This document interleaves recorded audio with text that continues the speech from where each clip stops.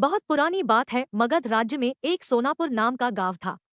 उस गांव के लोग शाम होते ही अपने घरों में आ जाते थे और सुबह होने से पहले कोई कोई भी घर के बाहर कदम भी नहीं रखता था। इसका कारण डाकू अंगुलीमाल था। डाकू अंगुलीमाल मगध के जंगलों की गुफा में रहता था। वह लोगों को लूटता था और जान से भी मार देता था। लोगों को डराने के लिए वह जिसे भी मारता उसकी एक उंगली काट लेता और उन उंगलियों की माला बनाकर पहनता। इसलिए उसका नाम अंगुलीमाल पड़ा। गांव के सभी लोग परेशान थे कैसे इस डाकू के आतंक से छुटकारा मिले। एक दिन गौतम बुद्ध उस गांव में आए। गांव के लोग उनकी आवभगत करने लगे। गौतम बुद्ध ने देखा कि गांव के लोगों में किसी बात को लेकर दहशत फैली है। तब गौतम बुद्ध ने गांव वालों से इसका कारण पूछा। ये सुनते ही गांव वालों ने अंगुलीमाल के आतंक का पूरा किस्सा उन्हें सुनाया।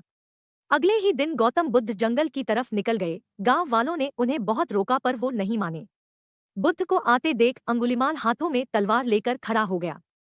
पर बुद्ध उसकी गुफा के सामने से निकल गए। उन्होंने पलटकर भी नहीं देखा। अंगुलीमाल उनके पीछे दौड़ा पर दिव्य प्रभाव के कारण वो बुद्ध को पकड़ नहीं पा रहा था।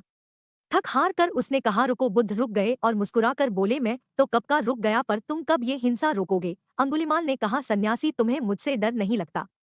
सारा मगध मुझसे डरता है। तुम्हारे पास जो भी माल है निकाल दो वरना जान से हाथ धो बैठोगे। मैं इस राज्य का सबसे शक्तिशाली व्यक्ति हूँ। बुद्ध जरा भी नहीं घबराए और बोले मैं ये कैसे मान लूं कि तुम ही इस राज्य के सबसे शक्तिशाली इंसान हो। तुम्हें ये साबित करके दिखाना होगा। अंगुलीमाल बोला बताओ कैसे साबित करना होगा। बुद्ध ने कहा तुम उस पेड़ से 10 पत्तियां तोड़ कर लाओ। अंगुलीमाल ने कहा बस इतनी सी बात, मैं तो पूरा पेड़ उखाड़ सकता हूँ। अंगुलीमाल ने 10 पत्तियां तोड़कर ला दी। बुद्ध ने कहा अब इन पत्तियों को वापस पेड़ पर जाकर लगा दो। अंगुलीमाल ने हैरान होकर कहा टूटे हुए पत्ते कहीं वापस लगते हैं। तो बुद्ध बोले जब तुम इतनी छोटी सी चीज को वापस नहीं जोड़ सकते तो तुम सबसे शक्तिशाली कैसे हुए। यदि तुम किसी चीज को जोड़ नहीं सकते तो कम से कम उसे तोड़ो मत। यदि किसी को जीवन नहीं दे सकते तो उसे मृत्यु देने का भी तुम्हें कोई अधिकार नहीं है।